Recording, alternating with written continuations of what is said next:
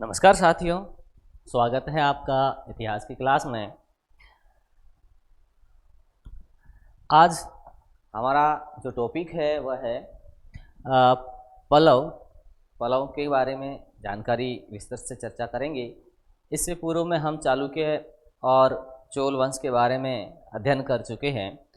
तो आज जो है हमारा जो विषय है, जो टॉपिक है वह है पल्लवों के बारे में।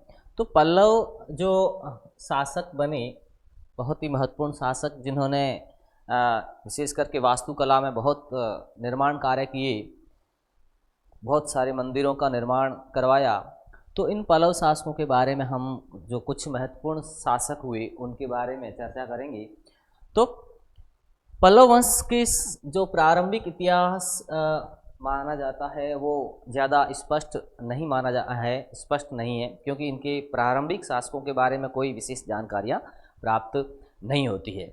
और इसके साथ साथ जिस प्रकार चालुक्य वंश के उत्पत्ति के संबंध में अनेक विद्वानों के मतभेद भिन्न भिन्न प्रकार के थे, तो ठीक उसी प्रकार पल्लव वंश की उत्पत्ति के संबंध में भी भिन्न भिन्न विद्वानों के भिन्न भिन्न मत मिलते हैं। जैसे के.पी. जायसवाल की बात करें तो जो है के.पी. जायसवाल कहते हैं कि ये जो पल्लव थे यह वाकाटकों की एक शाखा थी, यानी कि ये वाकाटक वंश से ही संबंधित उनकी एक शाखा थी। इसी प्रकार विद्वान एस कृष्णा स्वामी आयंगर कहते हैं, इनका मानना है कि ये सातवाहनों के सामंत थे, यानी जो पल्लव थे ये सातवाहनों के सामंत थे और मूलतः उन्हें तोड़ मंडलम का निवासी माना है। विद्वान से के एस कृष्णा स्वामी आयंगर ने इन्हें तोड़ मंडल का निवासी माना है। तो अगर यूँ शाब्दिक रूप से देखें कि पल्लव जो शब्द है इसका शाब्दिक अर्थ जो है पल्लव शब्द का वह लता होता है। लता यानी बैल, आप जानते हैं। और इसी प्रकार इसका जो तमिल भाषा में अगर इसका शब्द का अर्थ करें तो इसका अर्थ होता है डाकू। लेकिन इसका पल्लव नाम कैसे पड़ा, पल्लव इनको क्यों कहा गया? क्योंकि जो पल्लव शब्द नाम पड़ा गया, इनको पल्लव कहा गया, वो इसलिए कहा गया क्योंकि जो तमिल में तोड़ियार शब्द है उसका संस्कृत में अर्थ होता है पल्लव, इसीलिए उनको जो है पल्लव कहा गया। यानी तोड़ियार शब्द का संस्कृत रूप जो है वो पल्लव होता है, इसीलिए इस वंश को पल्लव कहा जाता है। इसके प्रारंभिक शासकों में विशेष रूप से कोई जानकारियां प्राप्त नहीं होती है। तो इसका जो संस्थापक कहा जाता है कि सिंह वर्मा जो है इन पल्लव वंश के संस्थापक थे। और इसके वास्तविक संस्थापक जो 600 ईस्वी के बाद जो है इनका अध्याय शुरू होता है जो वास्तविक रूप से, तो वास्तविक संस्थापक इनका सिंह विष्णु माना जाता है, या सिंह विष्णु को इनका पल्लव वंश का वास्तविक संस्थापक कहा जाता है। पल्लवों का जो उत्कर्ष केंद्र था वह कांची था, यानी कि पल्लवों ने जो है कांची से ही अपने राज्य का निर्माण किया, या राज्य की शुरुआत की, स्वतंत्र राज्य की। और इन्होंने जो है नागवंशी शासकों को पराजित करके कांची पर अधिकार करके अपने नए राज्य का उद्भव या अपना उत्कर्ष प्रारंभ किया कांची से। इसका उत्कर्ष केंद्र जो कहें वो कांची है। और इन पल्लवों का जो नया अध्याय शुरू होता है वह 600 ईस्वी से नया युग प्रारंभ होता है। इससे पूर्व जो 300 ईस्वी से जो चलाया समय 300 ईस्वी थे, तो इस 300 ईस्वी के बाद जो है संपूर्ण देश वह कलभ्रों शासकों के अधीन था। यानी ये शासक जो है बड़े दुष्ट प्रवृत्ति के होते थे और लूटपाट ज़्यादा करते थे। तो 300 ईस्वी का बाद जो है समूचा देश जो है वो कलभ्रों के आतंक से त्रस्त था। और ये शासक जो है वो दुष्ट शासक कहलाते थे, यानी कि ये कलभ्रों ये जो है दुष्ट शासक कहलाते थे। और इन्होंने जो है 300 से लेके 300 ईस्वी के आसपास जो है 600 ईस्वी के आसपास जो है खूब आतंक मचाया, खूब लूटपाट की। और इसी कारण इन कलभ्रों को दुष्ट शासक कहा जाता है। बहुत ही महत्वपूर्ण बात तथ्य कि किस शासकों को दुष्ट शासक कहा जाता है। तो ये जो कलभ्र थे इनको जो है दुष्ट शासकों की श्रेणी में रखा जाता है, यानी कि इनको दुष्ट शासक कहा जाता है। तो पल्लव वंश का जो साम्राज्य था, ये जो साम्राज्य यह पेनार नदी से लेके कावेरी नदी घाटी तक विस्तृत था। यानी इनका जो पल्लव वंश का जो साम्राज्य था या जो राज्य था, वह उसकी स्थिति कहाँ थी? वह थी पेनार नदी से कावेरी नदी घाटी तक जो है इनका साम्राज्य विस्तृत रूप था। और इसके अलावा जो पल्लवों का संघर्ष होता है प्रबल, एक छोटा सा महत्वपूर्ण बहुत ही प्रश्न बनता है, महत्वपूर्ण प्रश्न कि जो पल्लव वंश के शासक थे या पल्लवों का जो है किस वंश से प्रबल संघर्ष हुआ, तो वह प्रबल संघर्ष हुआ था बादामी के चालुक्यों से, यानी कि पुलकेशिन द्वितीय के समय और महेंद्र वर्मन जो पल्लव शासक थे, इनके बीच जो है संघर्ष की शुरुआत हुई थी दोनों के बीच में। और वह संघर्ष की शुरुआत जो है वो रायचूर दोआब क्षेत्र पर अधिकार को लेकर हुई थी। और इस कारण जो है ये जो रायचूर दोआब जो कृष्णा और तुंगभद्रा नदी के बीच का जो उपजाऊ क्षेत्र था, इसी पर अधिकार को लेकर दोनों के बीच में पुलकेशिन द्वितीय और महेंद्र वर्मन प्रथम के बीच में जो संघर्ष छिड़ा, और फिर ये संघर्ष बहुत लंबा चलता रहा, बाद के शासकों के बीच में भी चलता रहा, और यहाँ तक कि आगे चलकर यह जो है चोल और चालुक्यों के बीच में भी संघर्ष का कारण बन गया। तो ये क्षेत्र जो है विशेष रूप से दक्षिण भारत में संघर्षों का कारण बन गया। जिस प्रकार एक कनौज जो था वो मुख्य था और अनेक वंशों के बीच में जो है शत्रुता का कारण बना, और कनौज पर अधिकार करने के लिए अनेक वंशों ने आपस में संघर्ष किया, तो उसी प्रकार जो ये जो रायचूर दोआब का क्षेत्र था यह भी संघर्षों का कारण बन गया। और यह जो है पल्लव और चालुक्यों के बीच में तो संघर्ष का कारण बना ही, इसके बाद चोल और चालुक्यों के बीच में भी संघर्ष का कारण बना। इसीलिए नीलकंठ शास्त्री ने, विद्वान नीलकंठ शास्त्री ने जो है इनको इस यानी कि रायचूर दोआब वाले क्षेत्र को जो है दक्कन का युद्ध स्थल कहा है। तो इस प्रकार इनके बीच जो संघर्ष, पल्लवों का संघर्ष, प्रबल संघर्ष हुआ, वो बादामी के चालुक्यों से हुआ। और इस संघर्ष की शुरुआत जो है वो पुलकेशिन प्रथम चालुक्य और महेंद्र वर्मन प्रथम पल्लव के बीच में शुरुआत हुई थी। अब इनके जो महत्वपूर्ण शासक की बात करें, जिसे जो है वास्तविक संस्थापक कहा जाता है सिंह विष्णु, जो सिंह विष्णु जो शासक हुए, जो पल्लव वंश के वास्तविक संस्थापक कहे जाते हैं। तो इन्होंने जो है सत्ता 575 ईस्वी से लेके 600 ईस्वी तक जो है शासन संभाला, यानी कि शासन किया। और सिंह विष्णु की उपाधि जो है वह अवनी सिंह और पोत्रयण की, ये इनकी उपाधियां हैं। और इसके बाद साथ में एक विशेष बात ये कि सिंह विष्णु बहुत ही शक्तिशाली शासक सिद्ध हुए थे, और इन्होंने काफ़ी अपने साम्राज्य का विस्तार भी किया, अपने राज्य का विस्तार किया अपनी सेनाओं के बल पर। और इसके साथ साथ जो एक विद्वान है, कवि है भारवी, तो भारवी जो है जिन्होंने कृतार्जुनियम ग्रंथ लिखा, तो कृतार्जुनियम ग्रंथ के रचयिता भारवी वह सिंह विष्णु के दरबारी कवि थे, यानी कि दरबार में रहते थे। तो इस प्रकार सिंह विष्णु जो है एक महान पल्लव शासक था, और इन्होंने जो है उसने यानी कि सिंह विष्णु ने कलभ्र, चोल, पांड्य एवं सिंहल के राजाओं को इन्होंने पराजित किया, और इनको पराजित कर चोल मंडल पर अधिकार कर लिया था। और इसके साथ साथ जो सिंह विष्णु थे ये वैष्णव धर्म के अनुयायी थे। तो वैष्णव धर्म के अनुयायी थे, तो उन्होंने वैष्णव धर्म को काफ़ी आगे बढ़ाया और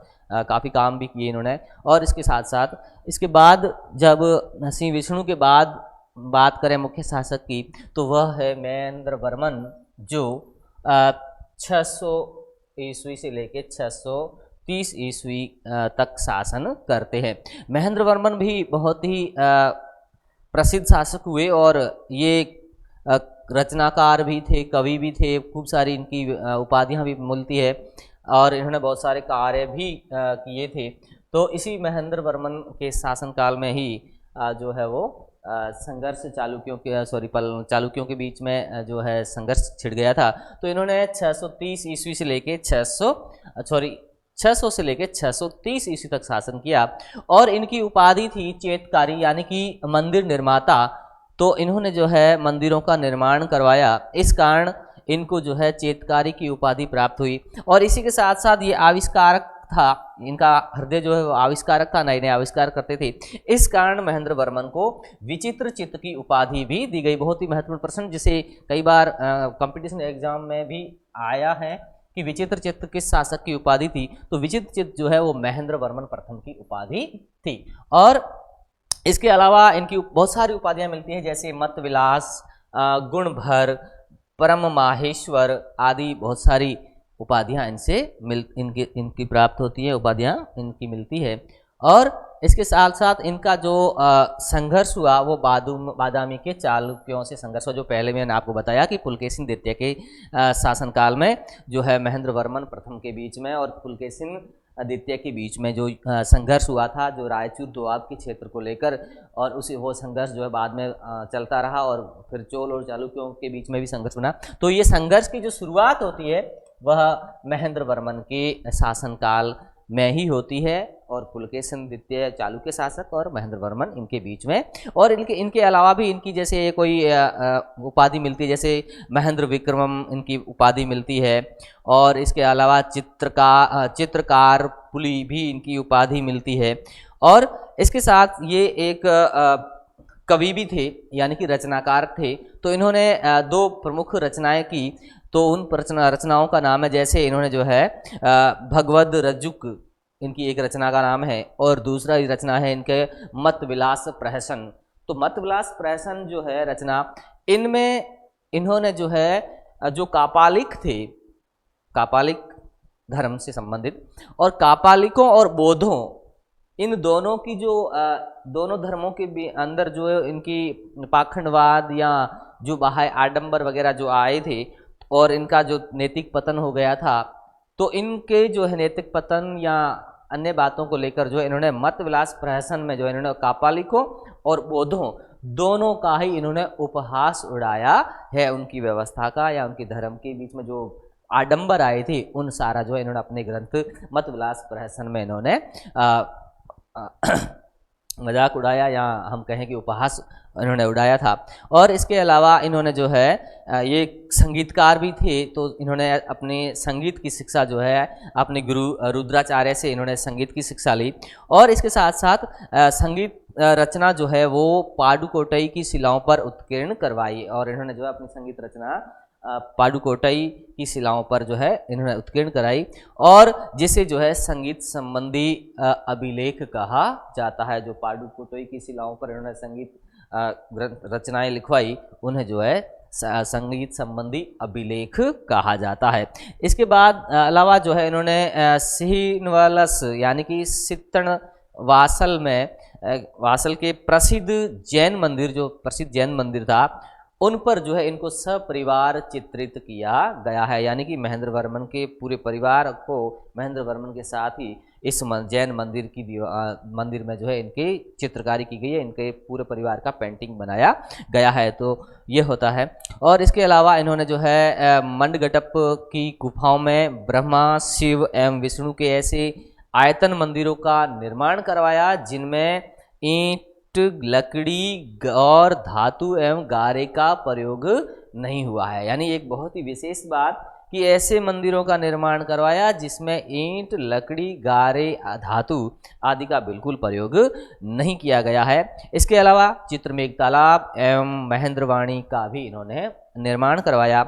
और इसके साथ साथ एक बहुत बड़ी महेंद्र वर्मन की उपाधि, जिसे हम कहें उपलब्धि कहें, सॉरी उपाधि नहीं उपलब्धि कहें, वह है कि दक्षिण भारत में चट्टानों को काटकर मंदिर बनाने के जो प्रक्रिया या जो मंदिर बनाने का जो प्रवर्तन होता है, शुरुआत होती है, वह महेंद्र वर्मन प्रथम के द्वारा ही की जाती है, या उनके शासनकाल में ही होती है। यानी कि चट्टानों को काटकर मंदिरों का निर्माण कराना, यह जो प्रक्रिया प्रारंभ हुई, यह महेंद्र वर्मन प्रथम के शासनकाल के दौरान हुई।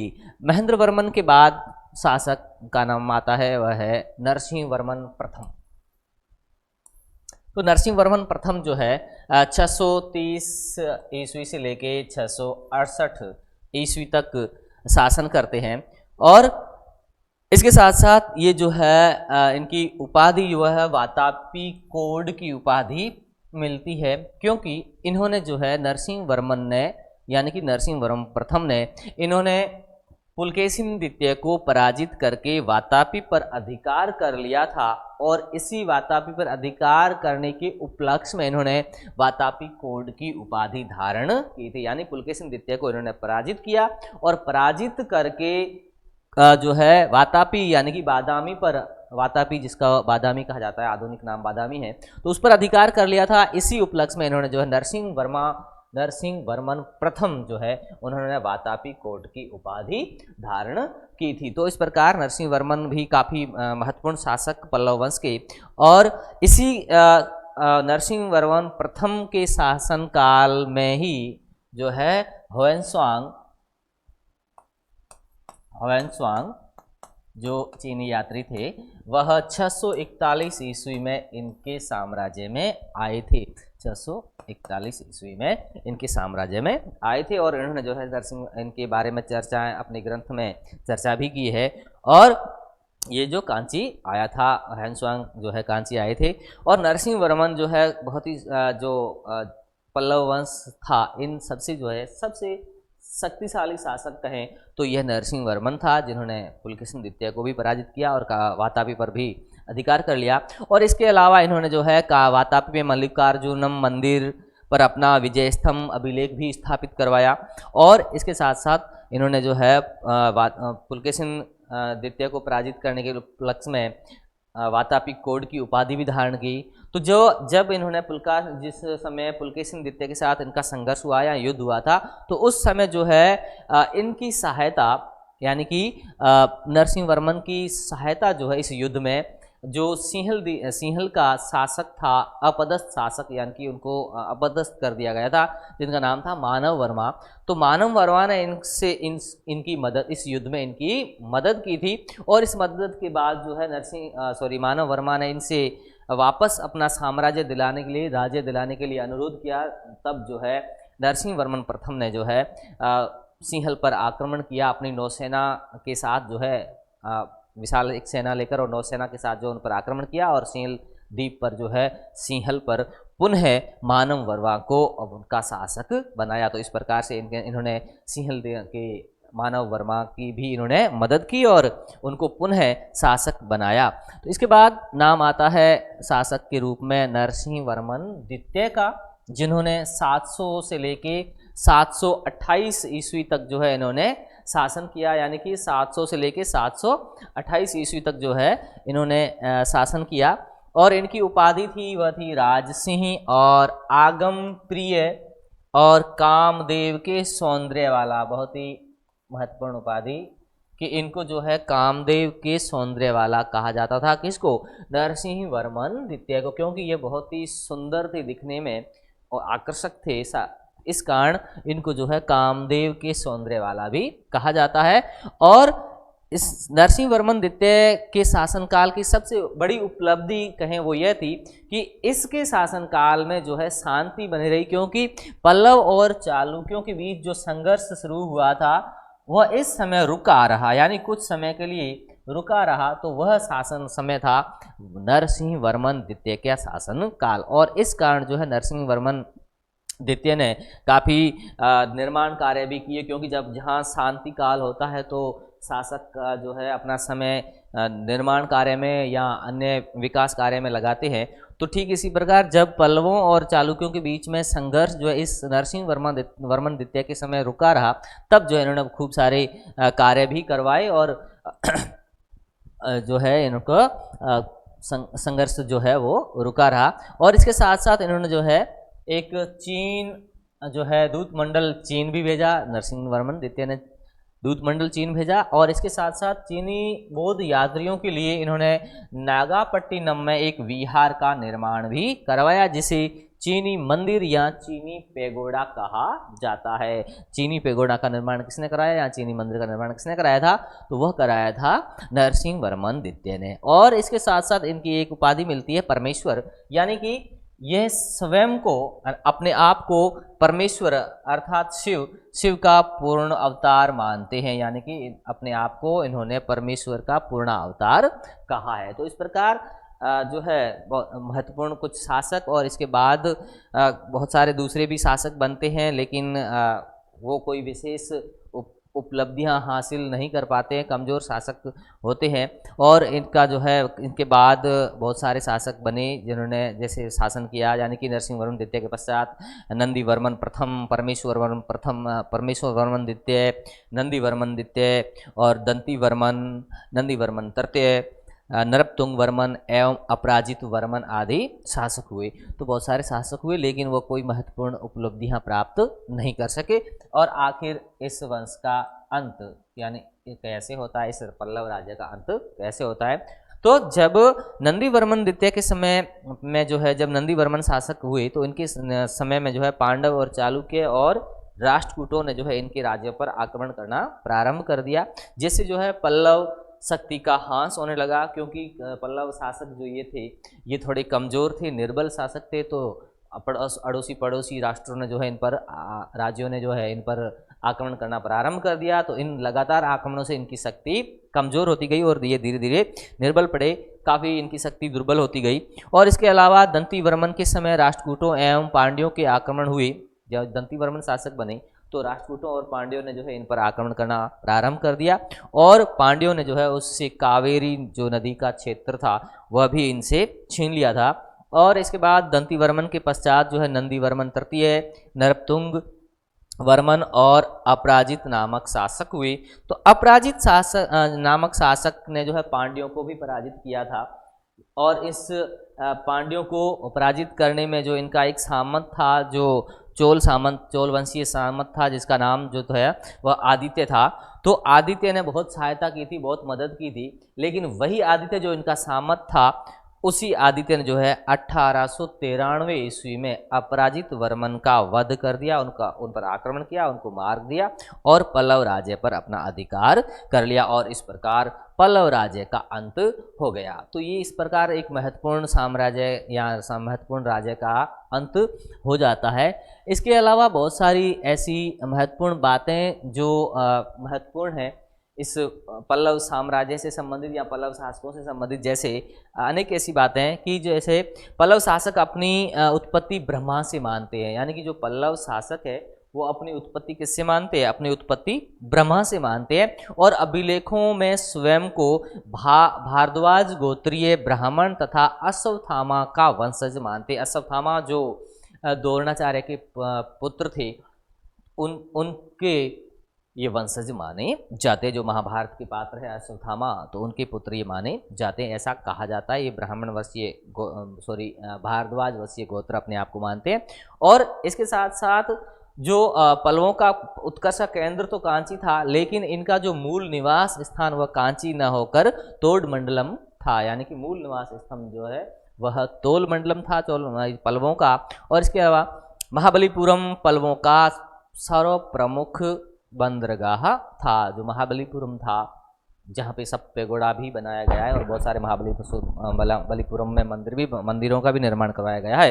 तो यह इनका प्रमुख बंदरगाह था। और इसके बाद कांसीकुट्टी दानपत्र में नरसिंह वर्मन प्रथम की तुलना लंका जीतने वाले श्री राम जी से की गई है। यानी जिस प्रकार श्री राम जी ने लंका को विजित किया था, तो ठीक इसी प्रकार नरसिंह वर्मन ने लंका विजित किया था। इसलिए जो कसाकुट्टी दानपत्र है उसमें नरसिंह वर्मन प्रथम की तुलना श्री राम से की गई है।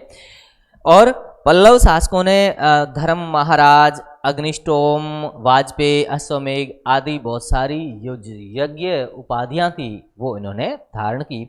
और पल्लव प्रशासन में रत्तिक जिले का प्रधान अधिकारी होता था। यानी कि जिले का जो प्रधान अधिकारी होता था उसको रत्तिक कहा जाता था, यानी वह रत्तिक कहलाता था। और प्रांत को मंडल कहा जाता था या राष्ट्र कहा जाता था। प्रांत जो था उसको पल्लव शासनकाल में प्रशासन में राष्ट्र या मंडल कहा जाता था। और इसका जो अधिकारी होता था उसे राष्ट्रिक कहा जाता था। और गांव का मुखिया वह मुतुद कहलाता था। जो गांव का मुखिया था वह मुतुद कहलाता था। इसके अलावा मंडपी का जो नाम था वह था चुंगी कर। यानी कि जो चुंगी कर था वह जो है मंडपिका कहलाता था। और इसको संग्रह करने वाला अधिकारी जो है वो मंडवस कहलाता था। जो चुंगीकर संग्रह करने वाला अधिकारी था वह मंडवस कहलाता था। और महाबलीपुरम तथा नेकपत्तनम पल्लव नौसेना के प्रमुख केंद्र थे। जो महाबलीपुरम और नेकपत्तनम, यह महाबलीपुरम तो प्रसिद्ध बंदरगाह तो था ही था, लेकिन इसके साथ साथ ये नेकपत्तनम और महाबलीपुरम ये नौसेना के प्रमुख केंद्र भी थे। पल्लव अभिलेखों में 18 करों का उल्लेख मिलता है, यानी जो पल्लवों से संबंधित जो अभिलेख प्राप्त हुए हैं तो उन अभिलेखों में 18 प्रकार के करों का विवरण मिलता है। इसके अलावा संगीत ग्रंथ जो कुवलीय माल्य की रचना महेंद्र वर्मन प्रथम के समय हुई, यानी कि जो संगीत ग्रंथ है कुंडमी माल्य, इनकी रचना जो है महेंद्र वर्मन प्रथम के शासनकाल के दौरान ही हुई थी। और इसके अलावा संस्कृत विद्यालयों यानी कि घंटिका का सर्वप्रथम पदार्पण जो है इसी युग में हुआ, यानी घंटिका का जो पदार्पण हुआ या शुरुआत हुई, जो घंटिका यानी जो संस्कृत महाविद्यालय हुआ करते इनको घंटिका कहा जाता था, तो इनकी शुरुआत जो है पल्लव युग में ही हुई थी ऐसा माना जाता है। इसके अलावा बहुत सारे विद्वान भी हुए पल्लव शासनकाल के दौरान, जो जैसे यहाँ पल्लव युग में बहुत सारे ऐसे विद्वान हुए जिन्होंने प्रसिद्ध ग्रंथों की रचना की, जैसे अवंती सुंदरी कथा, 10 कुमार चरित तथा काव्यदर्श जिनके रचनाकार दंडी हैं, वह भी इसी युग में ही हुए थे।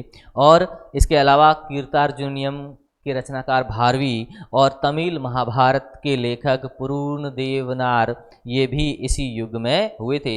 और संभवतः कहा जाता है कि दंडी जो है वह नरसिंह वर्मन द्वितीय के दरबार में थे, यानी कि उनके नरसिंह वर्मन द्वितीय के दरबारी कवि थे कौन, दंडी।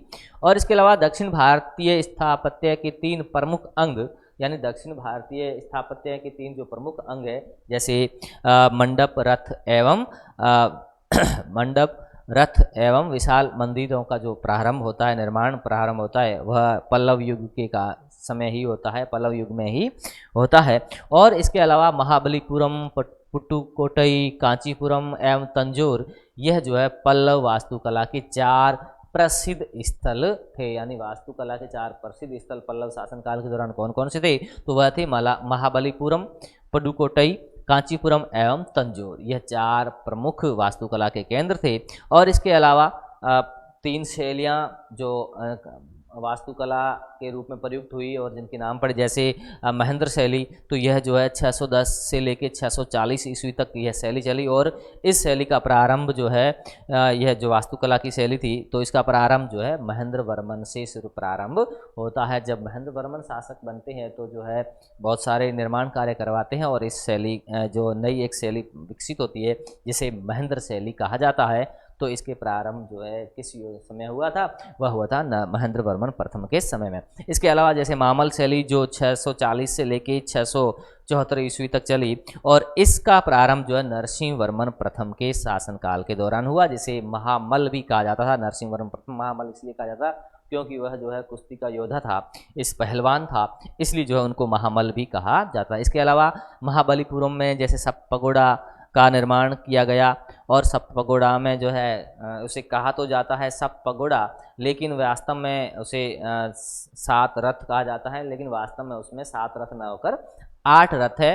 और इन रथों का जो है निर्माण महाबलीपुरम में किया गया। तो और इन रथों की विशेषताएं भी बहुत सारी है कि ये इनकी संख्या जो है 7 न होकर 8 है, और इनका नामकरण जो है वह पांडव पात्र जो पांडव है उनके नामकरण के आधार पर ही इनका नाम दिया गया है। और इन रथों में सबसे विशाल रथ जो है वो धर्मराज रथ है, और सबसे छोटा जो रथ है वह है द्रौपदी रथ। इसके अलावा जैसे नकुल, सहदेव आदि नाम भी, अर्जुन आदि नाम है, रथों के नाम दिए गए हैं। तो सबसे छोटा वह द्रौपदी रथ है, और यह अलंकरण विहीन है, यानी इस पर किसी प्रकार का अलंकरण नहीं किया गया है। और इसके अलावा जो अर्जुन रथ है वह उस रथ पर जो है राजा रानी के मुकुट पहने हुए सजीव आकृतियां उत्कीर्ण की गई है। और इसके अलावा नुकुल सहदेव रथ पर जो है मूर्तियों का अभाव, यानी इस नुकुल और सहदेव जो रथ जो है उस पर किसी प्रकार की कोई मूर्ति का निर्माण नहीं किया गया है। और इसके अलावा जो है तीसरी शैली थी वह राजसिंह शैली, जिसका जो है समय काल या काल कहें वह 674 से लेके 800 ईस्वी तक का माना जाता है। और यह शैली जो है नरसिंह वर्मन द्वितीय के शासनकाल के दौरान प्रारंभ हुई। और इसके अलावा सर्वप्रथम राजसिंह शैली में इमारती मंदिरों का निर्माण की परंपरा शुरू हुई, यानी कि इमारती मंदिरों का निर्माण जो है वह राजसिंह शैली में ही प्रारंभ हुआ। और इन शैली का निर्माता या शैली किसके शासनकाल में विकसित हुई, तो वह विकसित हुई थी नरसिंह वर्मन द्वितीय के शासन काल में। और इसके अलावा सौर मंदिर या तटीय शिव मंदिर महाबलीपुरम में जो है, और यह जो है पल्लव वास्तुकारों की कलाकारी का अद्भुत नमूना कहा जाता है। और इसके अलावा कैलाशनाथ मंदिर जो कांची में स्थित है, यह जो है राज शैली का चरमोत्कर्ष माना जाता है। तो इस प्रकार पल्लव शासनकाल के दौरान अनेक मंदिरों का, अनेक रथों, पैगोडों का निर्माण किया गया। और इसके अलावा चीन के साथ भी अच्छे संबंध बनाए गए, दूत मंडल भेजा गया। और इसके अलावा जो है इन्होंने बहुत सारी यज्ञ उपाधियां प्राप्त की और अपने साम्राज्य का काफ़ी विस्तार भी किया, और इनका संघर्ष जो है चालुक्यों से चलता रहा। तो इस प्रकार ये थे पल्लव शासन काल और इनके शासन प्रमुख शासक जिनकी उपाधियां। अब जो अपना अगला जो टॉपिक है वह है इन तीनों यानी कि चोल, चालुक्य और पल्लव, इन तीनों ही वंशों का हमारे इनका सांस्कृतिक योगदान, यानी कि इन तीनों ही वंशों ने क्या योगदान दिया, तो उनके बारे में जो हम पढ़ेंगे वो पढ़ेंगे अगली क्लास में। तब तक के लिए नमस्कार, धन्यवाद।